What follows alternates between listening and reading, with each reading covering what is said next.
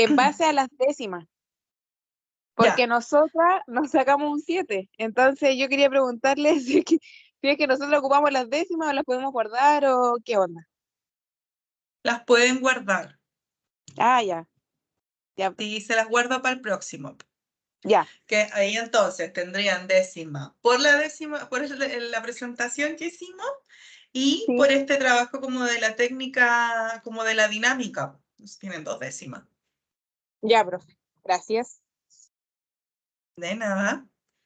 Ya estoy grabando y ahora procedo a compartir pantalla.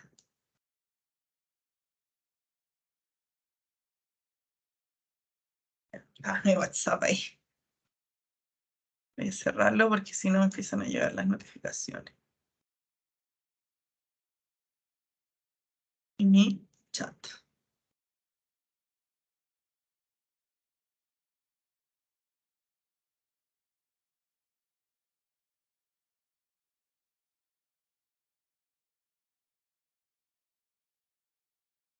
Bueno, hoy día vamos a tener la segunda clase de la unidad número 2. La clase que tuvimos hace 2 semanas fue esta en la que hablamos como de las dinámicas. ¿Se acuerdan que hicimos 2 dinámicas? Está como de las caras graciosas, esta otra como de qué llevarías a una isla desierta. Y después ustedes me mandaron como ideas de dinámicas y el contexto que se podían usar y todo eso. Y había unas bastante interesantes, así que les agradezco por eso y lo más probable es que en alguna clase que tengamos más adelante vamos a ir haciendo algunas dinámicas para que sea un poquito más entretenido todo el cuento. Bueno, hoy día vamos a hablar de participación ciudadana. Así que les quiero pedir que escaneen este código QR y para las y los que estén desde su celular, yo voy a copiarles el link.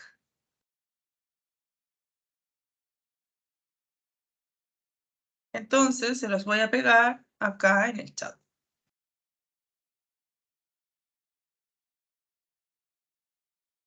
Ya, pero para los que no estén en el celular y que estén en el Menti, o sea que estén viendo el PPT, ahí pueden ver el código QR y lo escanean para que vamos a hacer un ejercicio de estos típicos como nubes de palabras, en las que ustedes me digan cuando les dicen participación ciudadana, ¿qué se les ocurre? La idea no es solo qué se entiende por participación ciudadana, como yo puse de mala forma acá en el Menti, sino que sean como palabras, frases, lo que se les ocurra cada vez que alguien les habla y les dice participación ciudadana. Vamos a ver. Ya pueden comenzar a escribir, incluso arriba hay un código, por si entran a Menti directo, pueden poner ahí el código. Intervención. Ya, esa es una palabra que se nos ocurre cuando pensamos en tomar decisiones, ¿ya? A propósito de estas elecciones que vienen el fin de semana, ¿cierto? Hay que decidir qué diantres haremos. ¿Qué más?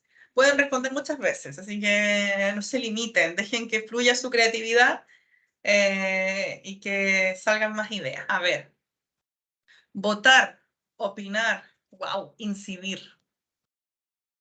A ver, aportación, colaboración, cooperación. Bien.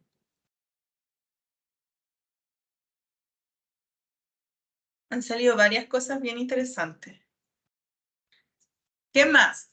¿Se les ocurre algo más? Voy a dar un minutito más con cronómetro, ando más organizada hoy.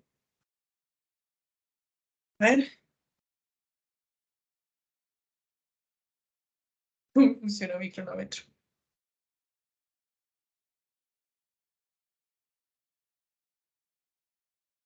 Ya, un minuto. Pensamiento en comunidad. Demandar soluciones. Bien. Súper bien. Votar.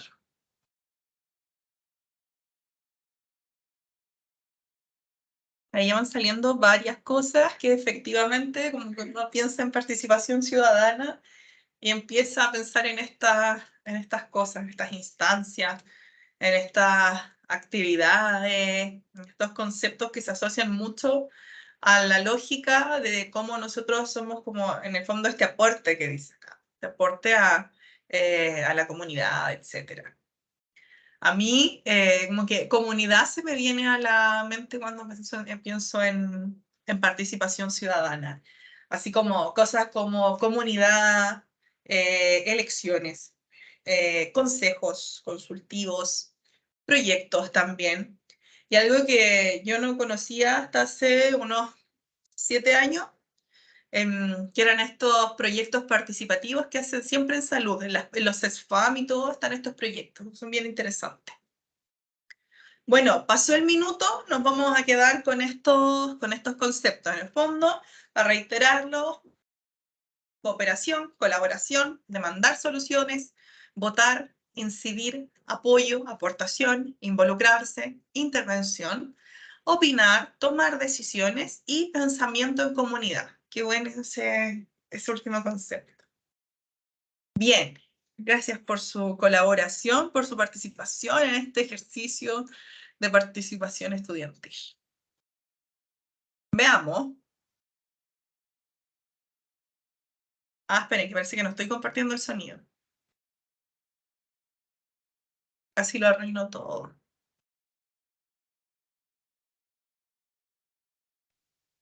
Ahí sí.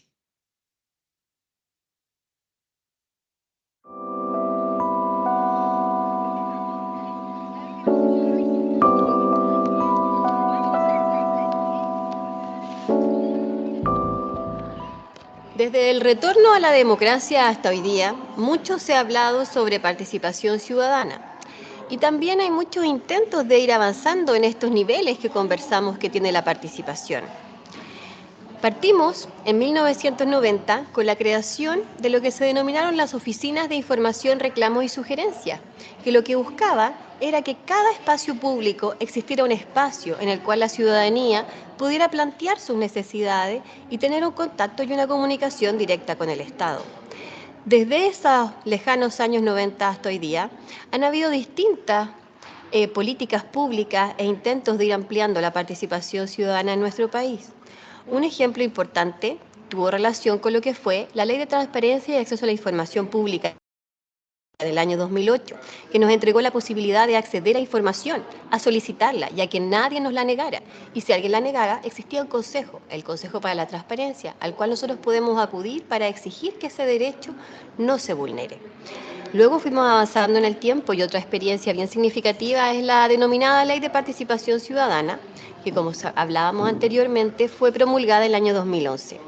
Esta ley tiene una antigua historia, o su llegar a que fuera promulgada tuvo harto tiempo de procesos de conversación. Partió más o menos en el año 1999, cuando fue la primera vez que en nuestro país, tras el retorno a la democracia, hubo una segunda vuelta, cuando estaba en competencia Lavín con Lagos. En esa reñida primera vuelta, en la cual por primera vez tuvimos una segunda vuelta, las organizaciones de la sociedad civil se organizaron y le exigieron a los candidatos que señalaran cómo iban a ir ampliando la ciudadanía. De esa forma, el candidato Lagos se comprometió con la sociedad civil de ir avanzando a una ley de participación ciudadana. Una vez que llegó al gobierno en el año 2000, generó un consejo de participación que recorrió todo el país conversando con diversos dirigentes sociales, preguntándoles qué es lo que se esperaba de una ley de participación ciudadana y asociación para nuestro país. Y fruto de esos cabildos se experimentó en un proyecto de ley que recién en el año 2004 ingresó al Parlamento. El proyecto de ley del año 2004 no era exactamente el mismo que había generado el Consejo. Y el proyecto de ley que finalmente terminó su tramitación 6 años después, es decir, el año 2011, tampoco es el mismo que ingresó en el gobierno de Lagos. ¿Cuál es el contenido de esta ley? Es una ley que modifica 5 cuerpos legales. Y dentro de los temas que toma está el derecho a asociación, la asociación y organizaciones de interés público, el Fondo de Fortalecimiento de las Organizaciones y Asociaciones de Interés Público, la consagración legal de un estatuto del voluntario.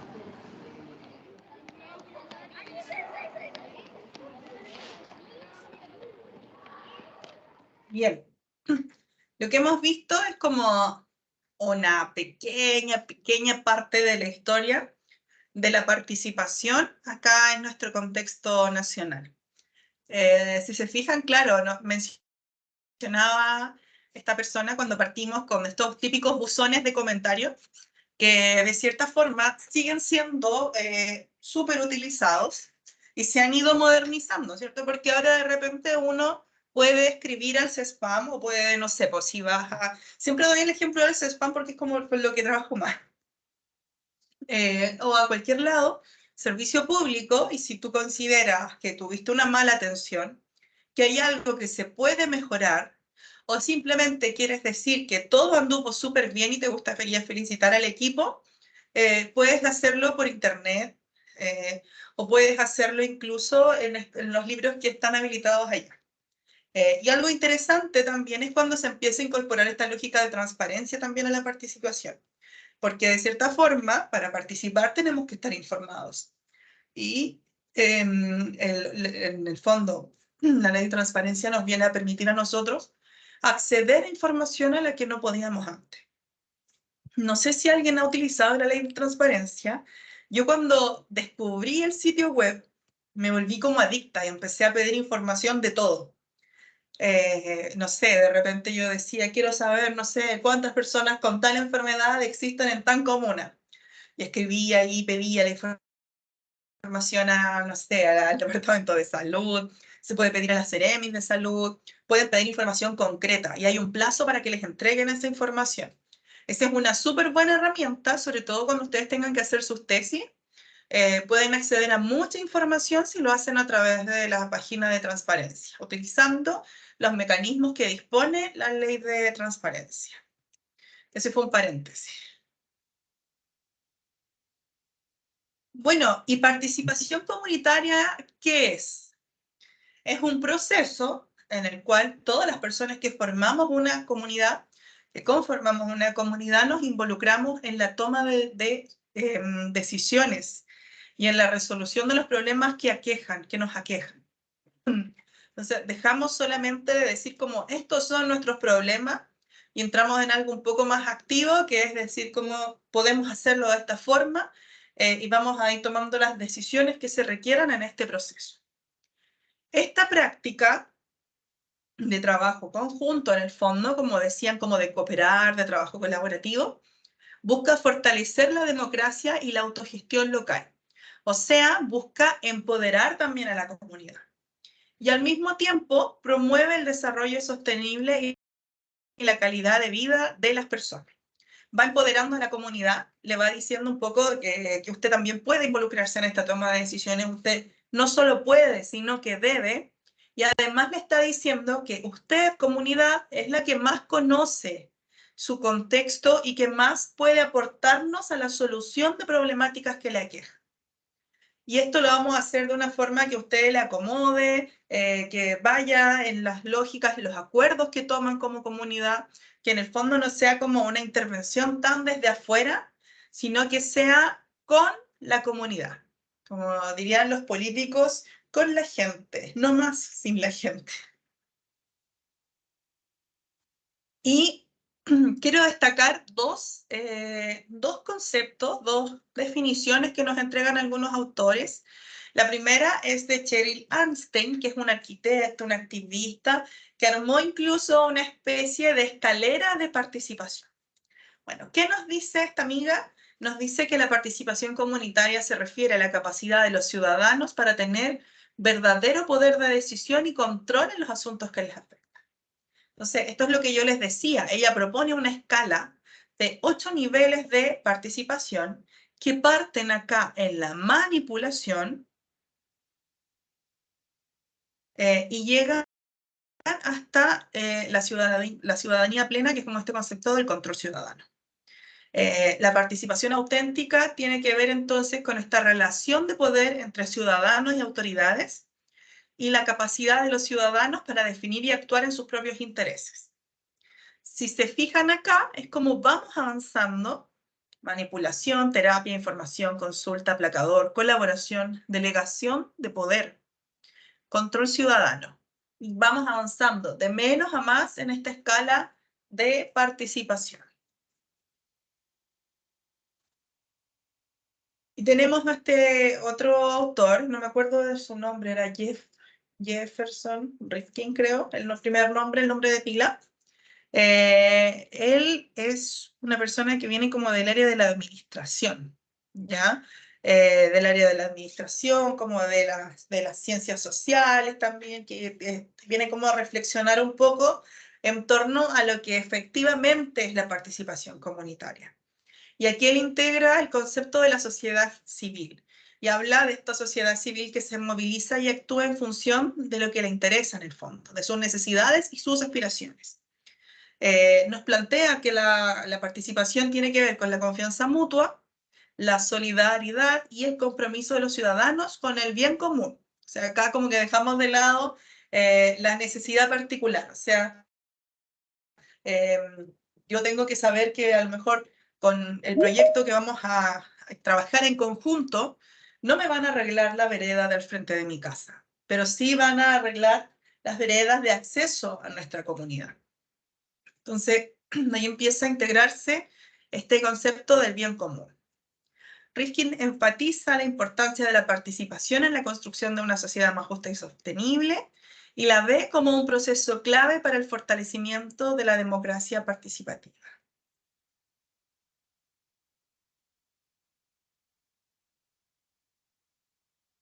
Una de las características de esta participación comunitaria es un poco esto que estábamos viendo, que se repite en las definiciones, que es mejorar el bienestar de los miembros de la comunidad, pero en función de valores que les son propios.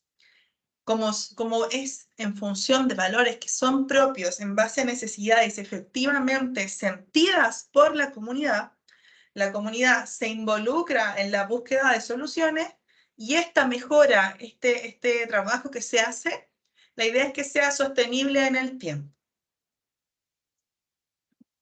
Entonces, esto nos lleva a este segundo párrafo, que nos dice que los problemas se resuelven desde adentro, sin requerir la iniciativa de entes externos y las soluciones en el fondo se ajustan al entorno porque nacen de la comunidad. Entonces, esto es bien interesante. Es un poco lo que veíamos con la investigación-acción, ¿verdad? Las cosas que salen de la comunidad tienen un valor especial para las personas. Entonces, yo le pongo más power, pongo más energía para estar en este trabajo. Le pongo como más corazón para que esto resulte, de cierta forma. Y existen distintas estrategias que fomentan la participación de las personas. Yo quise rescatar algunas de las que les puedo ir contando más, que es súper interesante, pero no, o sea, yo les puedo hacer una lista de, no sé, 15, 20 estrategias que se utilizan para fomentar la participación. No es que esto esté escrito en piedra, no es que estas son las únicas estrategias que se pueden utilizar. No, uno puede ir tomando distintas formas de hacer y de incentivar la participación de la comunidad.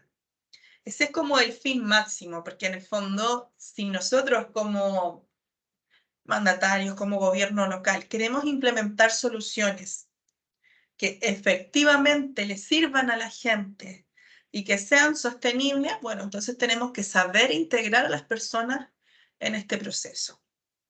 Si no, lo más probable es que yo llegue con alternativas que son súper descontextualizadas. Por ejemplo, a una comuna rural, yo digo, bueno, tienen problemas de salud, voy a implementar un hermoso auto con una hermosa camioneta, y le voy a poner internet para que puedan estar conectados. Entonces va a ir un equipo médico de, no sé, un neurólogo, le pongo como un equipo médico de punta. Les conecto unos computadores a internet y los mando en una bonita camioneta o en un bus a un sector rural. Y resulta que para acceder a este sector rural Pongamos que estamos en la mina o en el Médano, en San Clemente. Y resulta que para poder acceder a esa zona no se puede hacer por tierra, tenéis que pasar como por un cordel o por una balsa. Y resulta que en las zonas rurales la conectividad a internet no es muy buena. Entonces lo más probable es que este computador con internet no esté conectado. Y que este vehículo que llevamos súper equipado con este equipo médico de punta, resulta que no va a poder llegar. Y este equipo médico de punta con profesionales así como de la NASA que vienen acá a trabajar con la gente, resulta que no entiende, por ejemplo, que si tú le dices a un arriero que tiene que tener cuidado, que tiene que lavarse los pies cada cierto tiempo, que tiene que las uñas, que esto, que el remedio, que mantenga el remedio refrigerado, no entiende el contexto y resulta que se lo está diciendo un arriero, que es una persona que se va meses a las veranadas y se va al cerro. Entonces difícilmente va a poder tener un refrigerador para mantener su insulina o sus remedios refrigerados. Entonces, ¿qué quiero decir con este ejemplo bastante exagerado? Que tenemos que pensar en lógicas y en soluciones que efectivamente le hagan sentido a la gente. Y como lo más probable es que los gobiernos locales no estén necesariamente, no tengan conocimiento de la realidad de cada uno de los sectores en los que puedan intervenir, tenga que trabajar con la comunidad, que es lo más efectivo porque la comunidad es la que está afectada por las problemáticas, la que vive en el sector y la que por años ha ido adquiriendo experiencia y conocimientos sobre sus propios vecinos y sus propias condiciones y situaciones. Bien, no me alargo más en eso. Les doy un ejemplo de estrategia de fomento de la participación y es esta idea de los consejos de salud. Un consejo comunal de desarrollo de salud está integrado por directivas de todas las mesas de salud de la comuna. En la próxima diapo les digo qué son las mesas de salud. Este consejo de desarrollo de salud tiene capacidad de negociación con autoridades locales, o sea, comunales. De hecho, es tal su capacidad de negociación, chiquillos, que yo fui a una reunión del Consejo de Desarrollo de Salud de San Clemente, que estaban molestos por la mala atención en una posta, y le dicen al director del CESPAM, le mandan a decir que si no se presenta como a dar la explicación de por qué está pasando esto y a proponer una mejora, el consejo no iba a sesionar, el consejo no iba a participar en las sesiones como de evaluación de servicio, en los diálogos participativos, y el consejo iba a llegar al gobierno regional. Yo estaba en ese consejo, y el encargado de participación de San Clemente, que es parte de la Dirección de Salud, y que apoya a la gente, representando como al municipio en el fondo, yo vi a este encargado de participación tomar súper urgido su teléfono y llamar al director, que corrió y fue a dar las explicaciones que estaba pidiendo a la gente.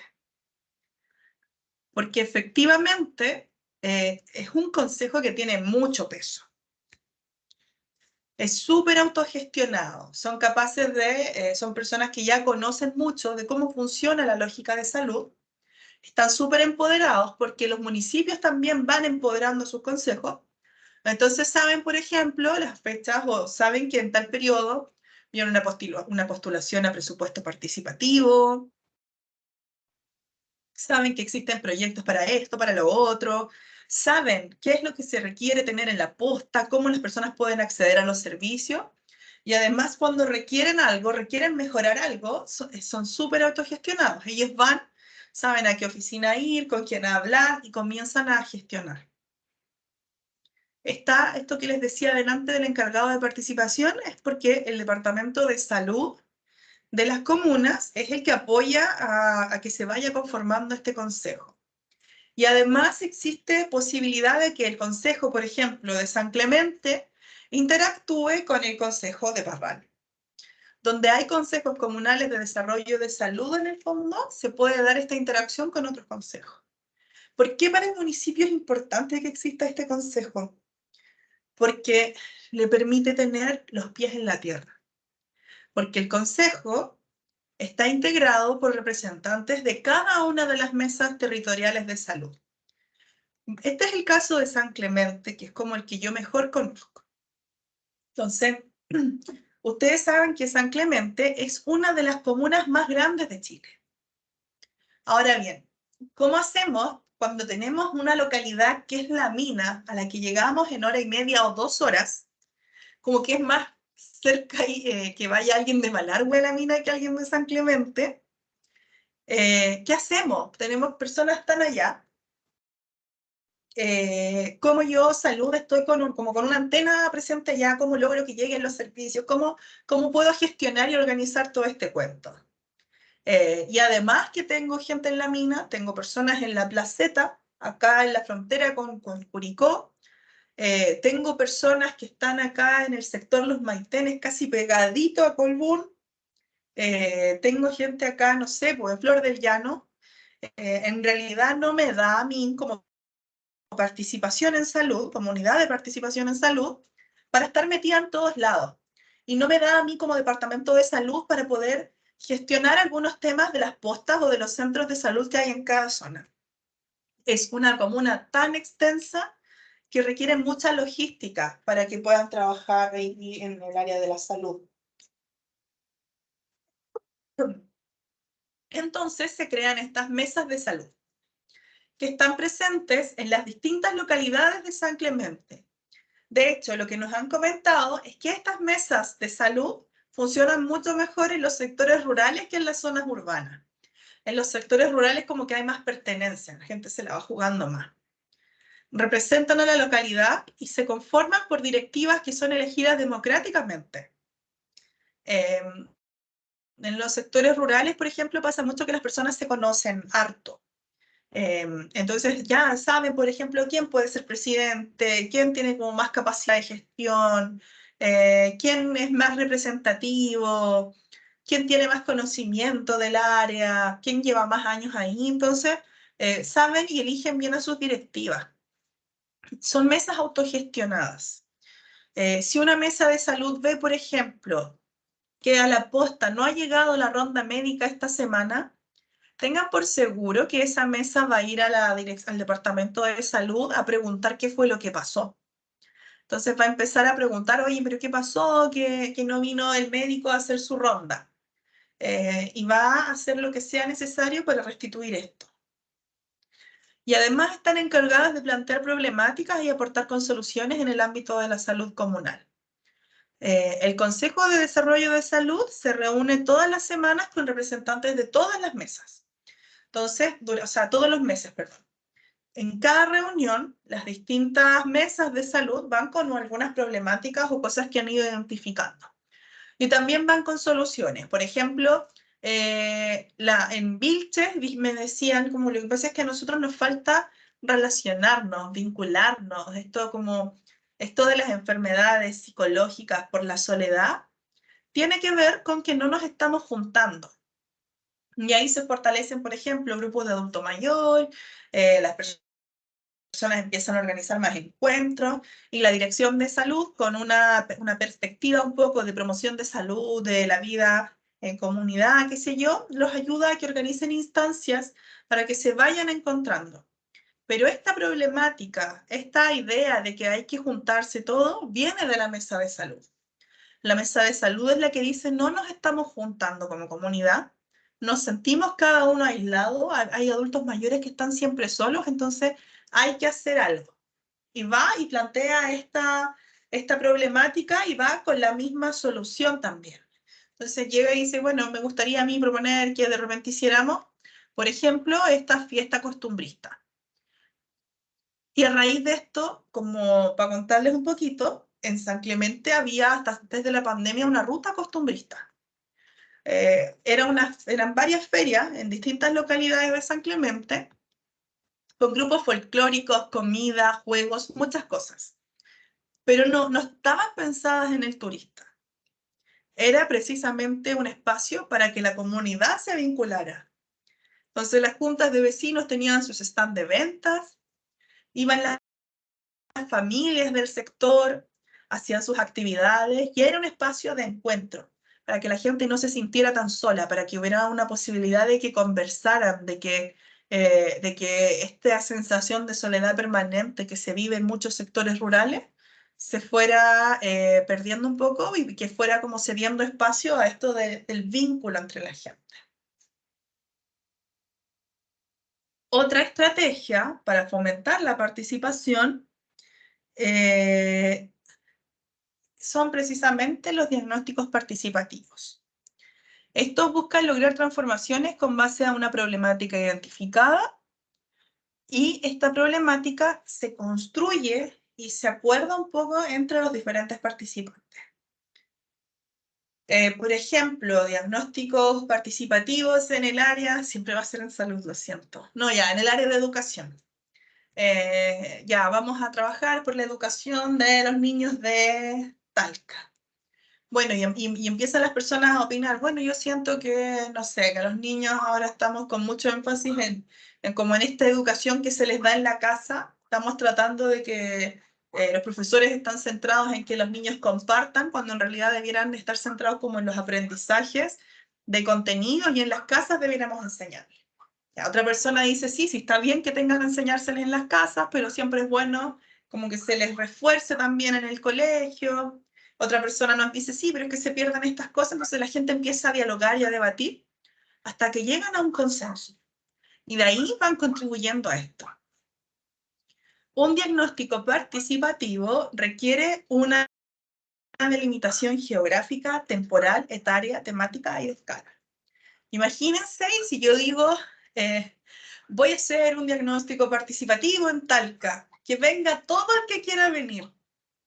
Primero, me queda la embarrada, se llena. O no viene nadie, porque van a decir, pero ¿qué es el diagnóstico participativo? Entonces, la gente no va a saber a qué va. Si yo le digo, vamos a hacer un diagnóstico participativo en torno a la problemática de la educación en Talca. Ya lo delimité un poco. Y si además yo les digo, en este diagnóstico queremos que participen apoderados de enseñanza básica, niños de enseñanza básica y profesores de enseñanza básica, le añadí aquí como el componente etario, como de contexto, ¿ya? Y si además yo después digo, pero vamos a limitarlo, vamos a entregar cupos por colegio, por comunidad escolar, lo limité aún más. Y ahí yo puedo decir, no, van a participar los representantes del centro de padres. No, pero ellos ya son representantes de algo, entonces, claro, ellos van con las problemáticas que identificaron en sus reuniones. Los diagnósticos participativos nos permiten obtener información confiable, relevante y actualizada. ¿Qué más actualizada que esto que viven las personas a diario? O sea, no puede ser más actualizado que eso. Estamos hablando de problemáticas y de situaciones que afectan a las personas día a día. Yo no creo que alguien a un diagnóstico participativo llegue y vaya a hablar sobre un problema que sucedió hace 4 años. No, no pasa. Son una práctica democrática y de relacionamiento social, porque integran a la gente, integran a distintas personas, construyen no solo puentes de diálogo, sino que también van construyendo como núcleos de personas, de gente, y esas personas después se empiezan a organizar y aportan y empiezan a generarse también diálogos cruzados para fortalecer o generar nuevos procesos. Incluyen facilitadores cuyo papel es orientar la discusión y promover el diálogo horizontal. Tiene que haber alguien que guíe este proceso, ¿cierto? Aquí hay un concepto que no está en el programa, que no está en las diapositivas y que solo lo digo, ¿no? Y es el de la polinización cruzada. En el área de la innovación social usamos mucho el concepto de polinización cruzada. ¿Qué quiere decir esto? Que del encuentro entre dos diferentes sale algo maravilloso.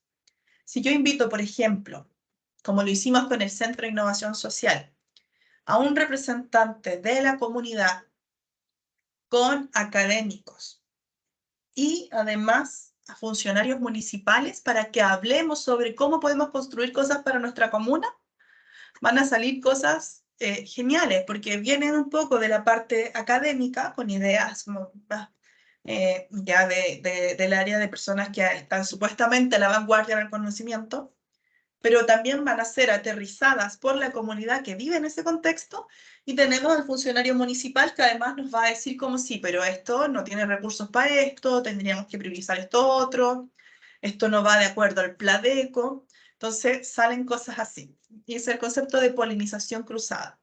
En los diagnósticos participativos igual se tiende a buscar un poco eso, que se vayan generando este tipo de encuentros. Y yo les quiero preguntar, nuevamente en el Menti, quiero que me digan, a partir de todo lo que hemos conversado, lo que se vio en el video, lo que les he hablado yo como mientras divago, de lo que hemos visto en el PPT, de lo que ven ustedes en la noticia diario, de lo que ven en sus comunidades, ¿qué otros ejemplos de participación ciudadana conocen? Aquí nadie se equivoca. Todos podemos ir dando ejemplos y aquí no hay respuesta equivocada. Así que los invito a que escaneen el código. Yo nuevamente voy a...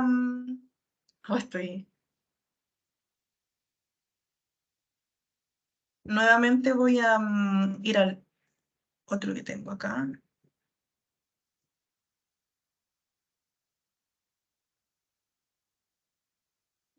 Y aquí voy a copiar el link para dejárselos por aquí. Y aquí van a poder opinar ustedes sobre otros ejemplos de participación ciudadana. Vamos a ver qué se les ocurre.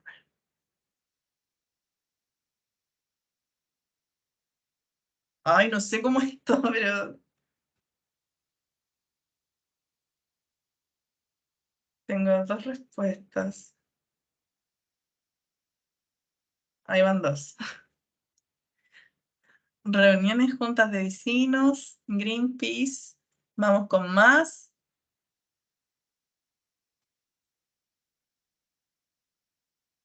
¿No hay más?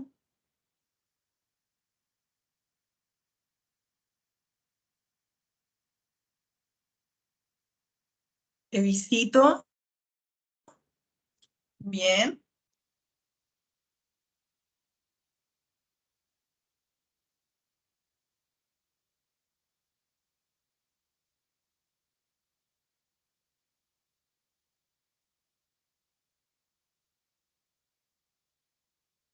No hay más ejemplos. Foros y asambleas, bien. Incluso hay un ejemplo que tienen ustedes acá en la universidad, que tienen ligado a la federación y todo. Ustedes tienen una actividad que no sé si es todos los meses, pero que también es un ejemplo de participación. A ver si a alguien se le ocurre de qué estoy hablando.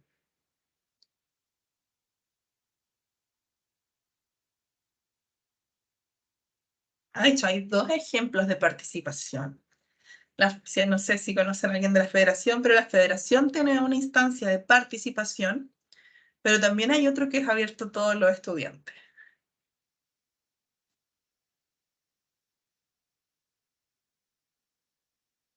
Vamos, ¿cómo no va a haber más respuestas?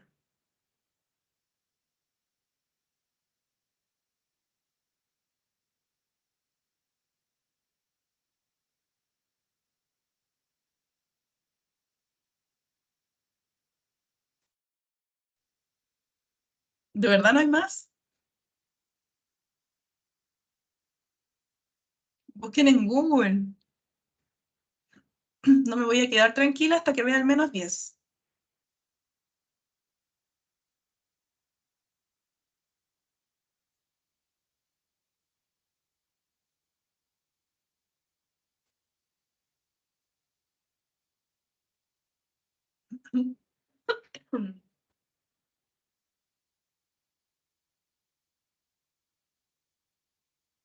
Nada más, de verdad. Soy feliz. No quiero arruinarlo.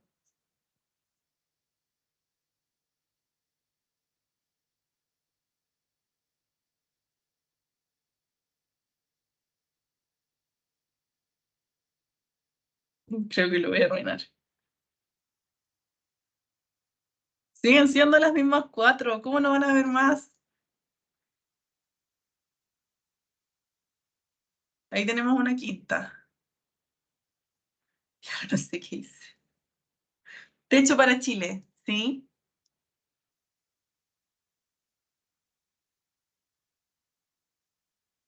Vamos, vamos. ¿Cómo no va a haber otra? Pongan en Google participación ciudadana y les van a salir muchos ejemplos. Las elecciones. Bien, bien, ¿ven que hay más? ¿Qué más? Si alguien tiene hijos en el colegio, ¿cómo participan los apoderados en las decisiones del colegio?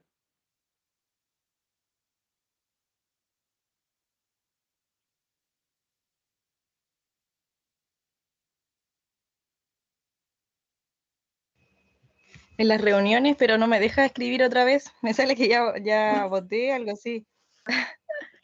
Ya, Profesora, a mí me pasa lo mismo. Lo mismo pasa con los pucha, centros de estudiantes, los centros de padres, pero solo una vez. pucha, la embarré, le puse una sola respuesta, ya no importa, pero entonces, las reuniones de apoderados y los centros de estudiantes y centros de padres, en eso estaba pensando. Los partidos ¿Cómo? partidos políticos. También, partidos políticos, sí. De hecho, sí, los partidos incluso eligen la directiva y todo. Profe, ¿y puede ser las Y marchas acá en cuando es un tema específico? también es una forma de participación. Por eso es que no pueden negar que las personas se manifiesten, que marchen. ¿Qué es lo que a veces rechazan? El recorrido. Hacen modificaciones en el recorrido, cosas así. Pero esto de la libre reunión es un derecho que tenemos todos.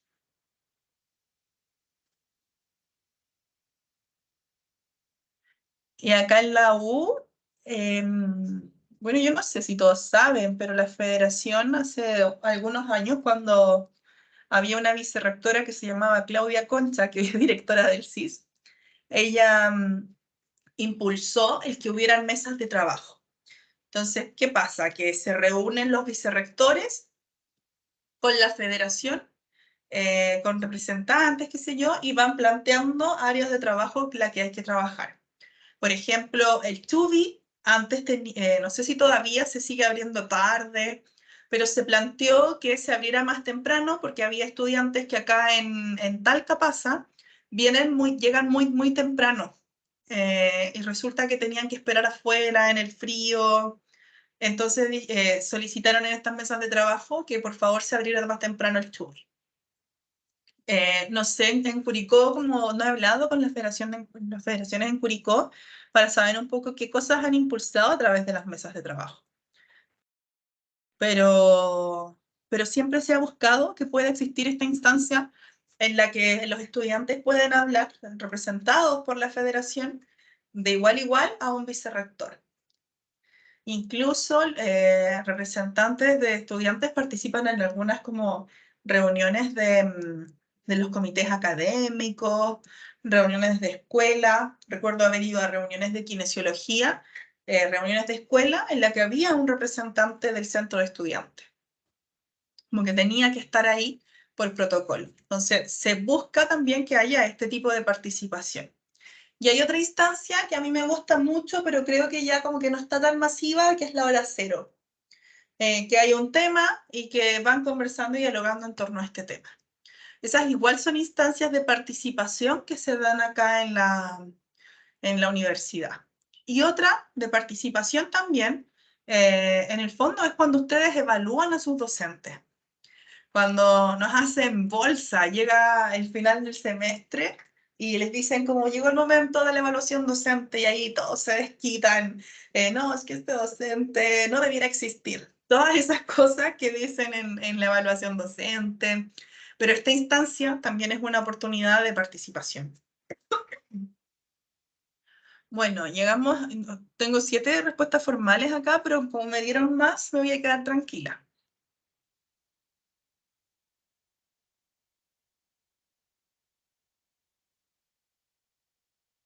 Y así hay muchos otros ejemplos de participación. Yo les hablé como de ejemplos acá en la universidad. En los colegios, por ejemplo, los centros de alumnos, que ya lo comentaba una compañera, que parten desde chiquititos. Después están como estos centros de estudiantes también, como ya cuando parten las directivas del curso, porque el centro de estudiantes, está la federación de padres, qué sé yo, el consejo y todo esto. Y hay varias otras instancias. En realidad, cada vez que ustedes tienen la oportunidad de evaluar, de conversar, de explicar, de conversar con otro o de incidir en algo, están haciendo un ejercicio de participación. Y bueno, junto con esto de la participación ciudadana, tenemos que hablar un poco de las distintas técnicas que existen para que nosotros levantemos información. Y estas técnicas, en general, se ven complementadas y se ven enriquecidas cuando se trabajan con la comunidad. Entonces, yo seleccioné 5 técnicas que vamos a conversar, que nos van a permitir a nosotros tener un panorama de la situación, que si las trabajamos con la gente, se me está acabando la batería, si las trabajamos con la gente va a ser bien interesante porque va a ser muy completo. Y además que son técnicas que nos van a permitir a nosotros como entender más lo que nos vayan a decir las personas cuando vamos conversando. Por ejemplo, si partimos con un análisis del territorio y de un catastro de organizaciones, cuando pasemos a las entrevistas y todo esto, ya vamos a saber de qué nos habla la gente, que nos diga, bueno, es que la posta está muy alejada. Vamos a saber un poco de qué estamos hablando. Denme un segundo para buscar mi cable de carga.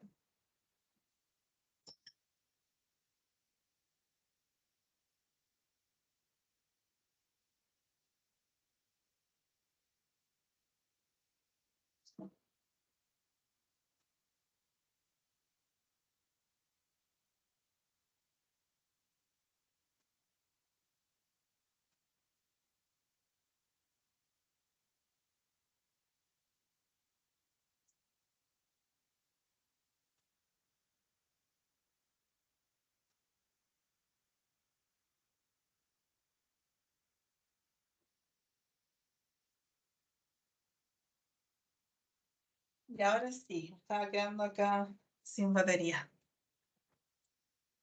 Déjenme asegurarme que se conecta. Sí, está cargando.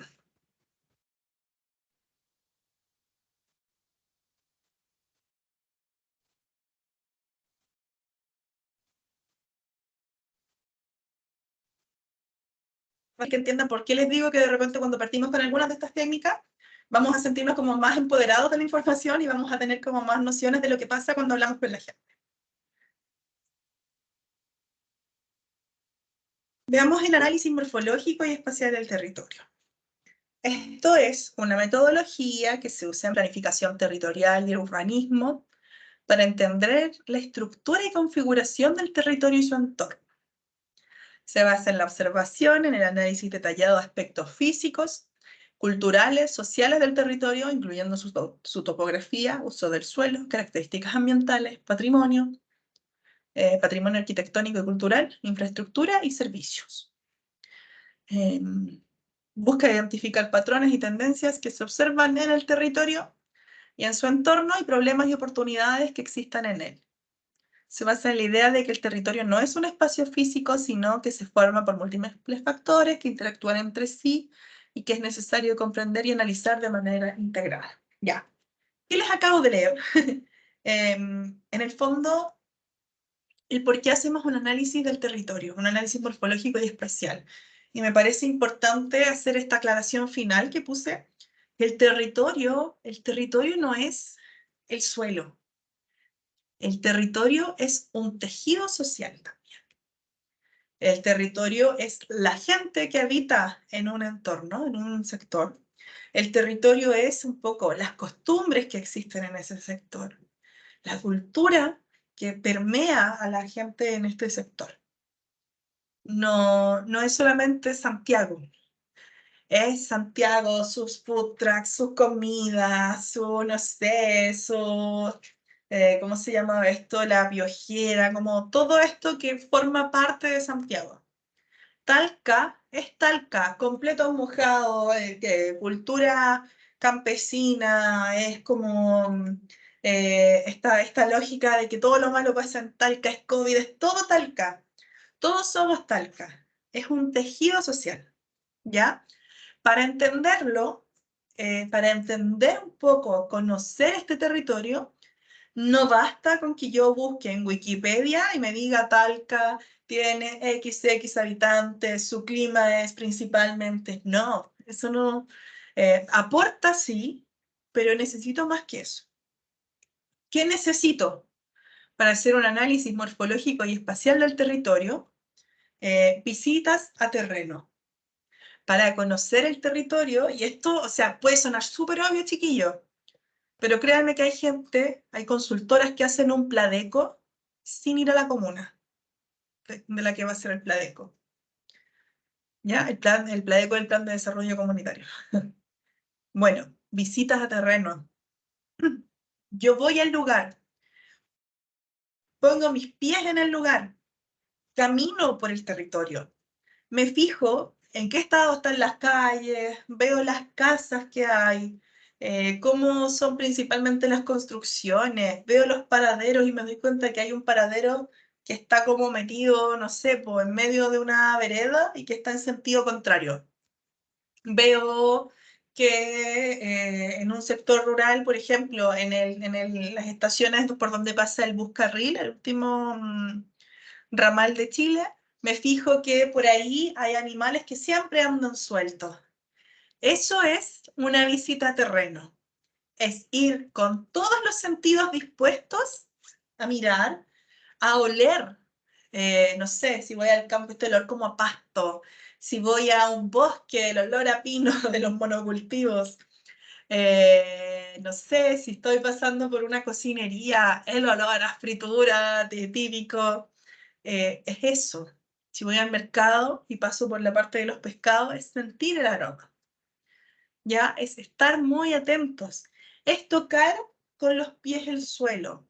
A lo mejor, claro, los zapatos no van a permitir, ya hilando más fino, que yo pueda poner mi pie y tantear la arena.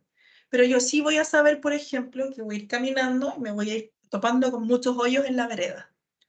Entonces, voy a empezar a conocerlo desde la perspectiva de la primera persona. ¿Qué otra cosa puedo utilizar para el análisis morfológico y espacial del territorio? Y que complementa lo anterior. No es que ustedes hagan un análisis morfológico y espacial con una de estas alternativas. No, úsenlo todo lo que tengan a su disposición. Fotos aéreas. Ahora existe Google Earth, que es una maravilla, porque yo puedo situarme en un lugar y empezar a alejarlo. Y voy a ver, por ejemplo, que hay zonas en las que hay muchas áreas verdes. Y hay zonas en las que solo se ven casas. Y voy a poder diferenciar por qué en el sector norte de Talca hay tan pocas áreas verdes y en el sector oriente hay tantas áreas verdes. ¿Por qué en Curicó como que está todo concentrado en un sector y el resto queda como en los alrededores? ¿Qué pasa? Y ahí voy a poder empezar a hacerme preguntas también. Y otra herramienta que yo pongo como ejemplo acá es el plano regulador de la ciudad, porque nos va a permitir conocer la estructura y la relación que existe en la ciudad, los límites que existen. Ustedes saben que de repente, no sé, podemos ver que la comuna llega hasta acá y que se observa un evidente cambio entre una comuna urbana y una rural. Nos va a permitir ver cómo ahora, por ejemplo, Talca está conectado con Maule, cómo los niches pareciera que es como algo muy aparte de Curicó. Todo eso lo vamos a ir viendo también con el plano regulador. En el fondo son herramientas que nos van a permitir a nosotros ir entendiendo un poco este territorio. Entender, por ejemplo, que el comercio se centra en la parte del centro de la ciudad, o que hay ciudades en que, por ejemplo, en el centro tenemos una plaza, los edificios municipales, pero que la parte comercial está por otras avenidas. Ya, eso también lo podemos ver cuando vemos el plano regulador. Y por supuesto, cuando vamos a una visita a terreno. Otra herramienta que se utiliza mucho es esto de los catastros de organizaciones e instituciones del territorio. Cuando nosotros partimos como CIS, como que una de las primeras cosas que hicimos fue esto, para entender este tejido vivo que había en el territorio. Las Viveco, por lo general, tienen mucha información al respecto sobre las juntas de vecinos, los grupos de ampliación y mejoramiento de las viviendas, los clubes de adulto mayor, que es un mundo por descubrir, los clubes deportivos, los centros de madres, que hoy día se llaman, creo que, talleres laborales, los centros culturales, las iglesias, carabineros, acá hay mucho más, organizaciones culturales, grupo, por ejemplo, en San Clemente, grupo de escritores, grupo de, no sé, de las personas que patinan, de las personas que andan en bici, de los que actúan, es mucho. O sea, esto da para mucho. Y mientras más sepamos sobre las distintas organizaciones e instituciones que hay en un territorio, más vamos comprendiendo también sobre su gente. Por ejemplo, que en Vilches haya grupos de personas que se dedican a recolectar la historia y haya grupos de escritores, nos está hablando un poco de un sector que de repente tiene como, tiene como mayor interés por la parte de la cultura. Entonces, si tengo que organizar una actividad y llevar, no sé, conciertos, quizás los lleve allá. O si necesito hacer un trabajo de recopilación histórica, qué sé yo, también voy para allá. Si veo que hay un sector en que esto como de los clubes de guaso está súper fuerte, yo difícilmente voy a ir a manifestarme con mi grupo animalista allá, a menos que de verdad quiera que generar como un espacio bien disruptivo. ¿Ya? Pero nos va a permitir conocer este territorio, conocer lo que pasa en el territorio, las relaciones entre estas agrupaciones, ¿ya? Hay mucho, mucho, mucho, mucho. Y por eso también es que las comunidades, qué sé yo, organizan estos catastros de organizaciones comunitarias, porque no todas las organizaciones comunitarias forman parte como de, o están como regularizadas como organizaciones comunitarias. Lo mismo que pasa con los grupos de los adultos mayores. Hay muchos grupos de adultos mayores que se juntan, pero que no quieren formar parte de la Unión Comunal de Adultos Mayores, porque ellos en realidad, lo que me han dicho a mí, por ejemplo, es que a ellos les interesa conversar, tomar tecito, y les da lo mismo esto de los viajes para la tercera edad, de los programas, etc. Entonces, ¿qué pasa? Que van quedando fuera y no están como en el radar del municipio o del gobierno local. Las entrevistas. Esto es una súper forma de conocer también no solo a las personas del territorio, sino al territorio. Es un proceso comunicativo por el cual un entrevistador extrae información de una persona que se contiene en la biografía de esta persona, busca profundizar las vivencias de una determinada persona y puede ser estructurada, no estructurada, semiestructurada. Acá yo puse los niveles de la entrevista, que ustedes saben, por ejemplo, una entrevista estructurada es casi como un ping-pong de pregunta-respuesta. En la semiestructurada podemos dejar un poquito más de margen para que la gente hable. Y en la no estructurada es cuando yo puedo obtener más información en realidad. Porque en el fondo empiezo como a recopilar muchas cosas. Y no necesariamente se da en un momento. Yo puedo ir varias veces a entrevistar a esta persona para ir como saturando la información. O sea, se dice saturando la información cuando ya como que se empieza a repetir. No estamos teniendo nuevos hallazgos. Y así vamos conociendo a las personas, pero también a la comunidad. Porque en el fondo las personas nos van contando de su entorno. Entonces, aquí es súper importante que si vamos a trabajar con una entrevista, por ejemplo, tengamos clara la pauta, sepamos a quién vamos a entrevistar, si es representante de alguna organización o no, si esta persona, no sé, es una persona que tú tienes como raíces históricas en la comuna, si llegó ahora, que nos cuente esta persona, por ejemplo, cómo ha sido recibido si viene de lejos. Y eso nos va a hablar un poco también como de las personas que habitan en el lugar. ¿Cómo reciben al forastero? ¿Cómo actúan frente a una persona que viene de afuera? ¿Qué ritos tienen que le llamaron la atención a esta persona de afuera? Etcétera. Y la entrevista grupal, que también nosotros podríamos llamar perfectamente un focus, es un proceso comunicativo que rescata interrelaciones discursivas. Se plantea un tema entre un grupo de personas y nosotros dejamos que ellos discutan. Usted pone la pelota y él juega. Y esto nos permite ir contrastando opiniones. No quiere decir que yo voy a dejar que se despedacen o que se interrumpan, no. Tiene que haber una persona que esté guiando este proceso. Pero como dice aquí abajito, el entrevistador, el moderador, solo interviene cuando el tema ya se ha ido descartando por los habitantes, cuando se satura la información, si veo que entramos como en faltas de respeto, también hay que intervenir ahí. Pero la idea es dejar que las personas hablen, poner la pelota en su lado de la cancha y que jueguen. Y el mapeo colectivo, que vamos a ver como un ejemplo ahora, no tiene Aquí tenemos una red explicación, de ejemplo. vayan cachando. Es una red que consta de 5 nodos preexistentes en la biblioteca, en la escuela, 2 viviendas y la radio comunitaria, y 5 nodos planificados en 3 viviendas, el polideportivo y un parque. Acá se construye un camino redundante, esto significa que, por ejemplo, de esta casa a la radio comunitaria se puede llegar por esta casa o por esta otra casa, que al mismo tiempo sortea el obstáculo de los árboles altos de este parque. Acá tenemos otro camino redundante, mucho más complejo, que también sortea el obstáculo de los edificios altos. Desde esta vivienda se puede dar cobertura a la parada de estación, a la estación de transporte público, y desde la escuela hay una conexión con internet a 15 kilómetros. Ya. Que vimos en el video, como que me interesaba que vieran cómo es la lógica.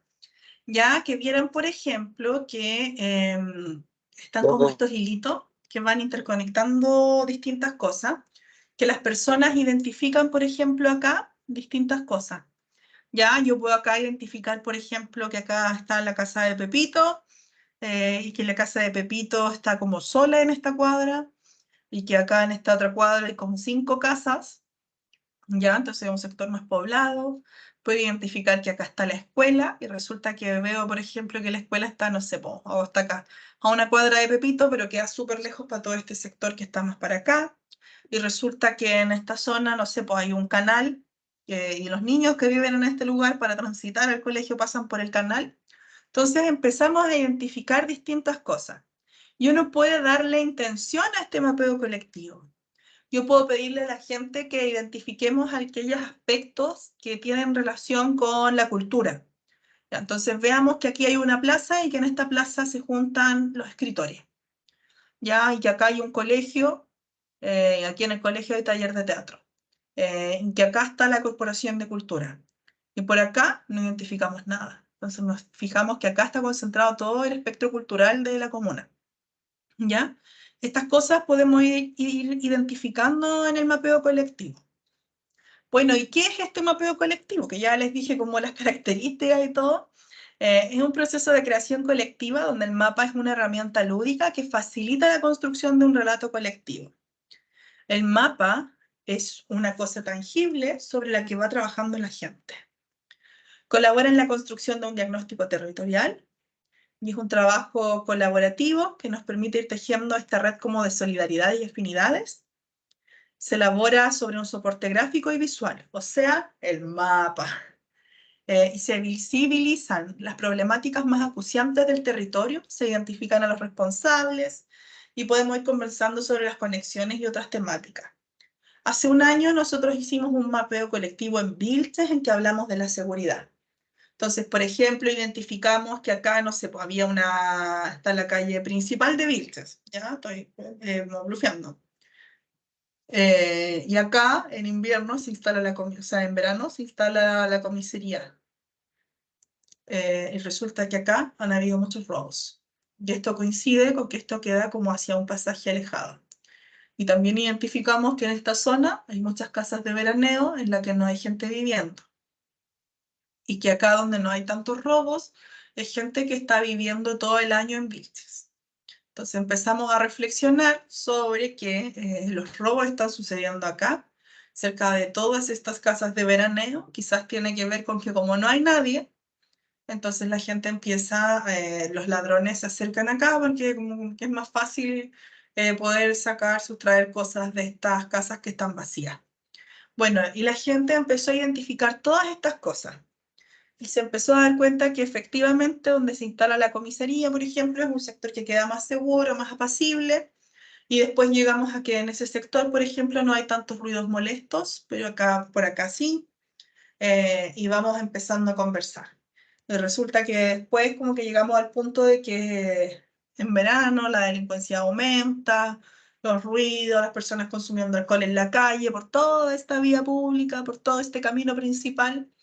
Y ahí empiezan a salir las reflexiones. Y de estas reflexiones la idea es que la persona que está guiando este proceso de mapeo colectivo pueda ir también levantando todo esto, porque todo esto es información que nosotros vamos a poder utilizar después y que sin duda nos habla un poco sobre lo que sucede en este territorio. Bien, alcanzamos, bueno, muy breve, contarles un poco cuál es nuestro proceso de trabajo como CIS en el territorio. Lo que nosotros, que es como una pega que hice yo cuando llegué acá al centro, me dijeron vamos a trabajar con San Clemente, empezamos con esto. Y partimos con la detección de los stakeholders, de todos los públicos involucrados en lo que nosotros íbamos a hacer. Teníamos claro quiénes eran, fuimos a la Dideco, pedimos información de los grupos, hablamos con San Clementinos para que nos dijeran también sobre aquellas personas que no pertenecen a organizaciones comunitarias, pero que sí tienen poder de decisión. Después levantamos un mapa de actores relevantes. Con ellos fuimos a recoger información. Fueron como 60 entrevistas que hicimos en ese periodo, que yo iba, conversaba con la gente, eran entrevistas semiestructuradas, y que me fueron a mí dando información sobre San Clemente. Después todo eso nosotros lo consolidamos en un análisis situacional, hicimos un FODA, identificamos problemas, oportunidades, debilidades y fortalezas del territorio, siempre en base a lo que nos decían estos actores relevantes. Después establecimos un trabajo en torno a reuniones con la gente. Entonces acá dice socialización. ¿Y qué nosotros hicimos? Hicimos talleres con funcionarios municipales, con personas de la comunidad, para contarles esto que hallamos. Después hicimos talleres en que mezclamos a los funcionarios con las personas de la comunidad. Y llegamos a hablar sobre los problemas y se generó consenso en torno a las problemáticas. Después establecimos como programas de causa y efecto y qué podíamos hacer respecto a ello.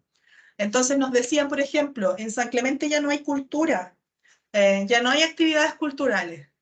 El funcionario nos decía, es que sí hay, pero resulta que no las estamos informando correctamente. Entonces ahí, ¿cuál es la causa de que no se informen correctamente? Y empezábamos a trabajar en torno a eso. Y con esto pudimos establecer una priorización de problemas, ¿ya? ¿Qué era lo que podíamos abordar? ¿Sobre qué temas teníamos control?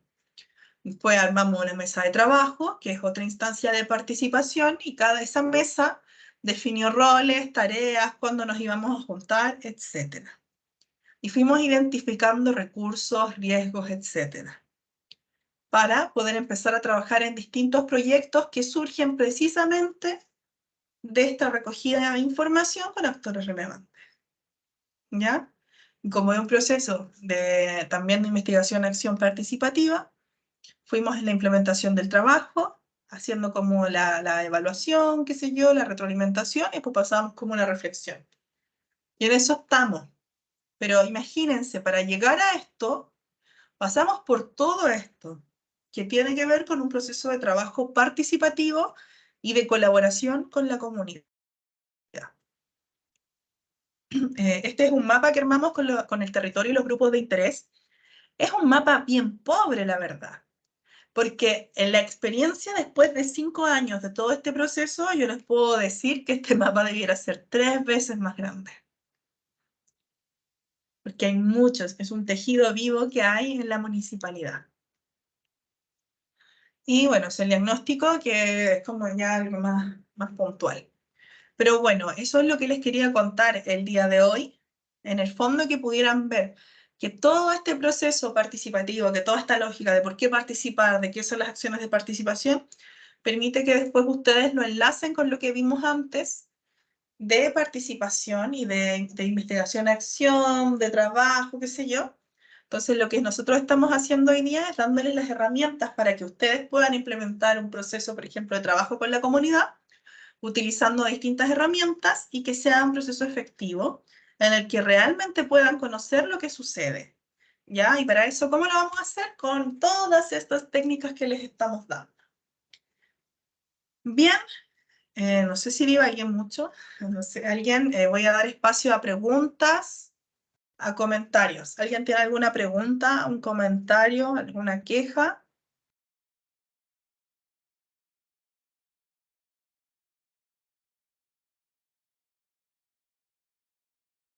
¿No? Bueno. Entonces nos vamos a encontrar el próximo miércoles a la misma hora, en el mismo link de reunión que usamos hoy día. Lo dejé creado para que toda la semana se repita, por fin lo hice. Y eso, nos vemos el próximo miércoles. Cualquier cosa saben que me pueden contactar ahí por correo. Si me demoro en contactar, me pueden escribir por Teams. No hay problema. Bien, un abrazo y que estén súper bien, que tengan un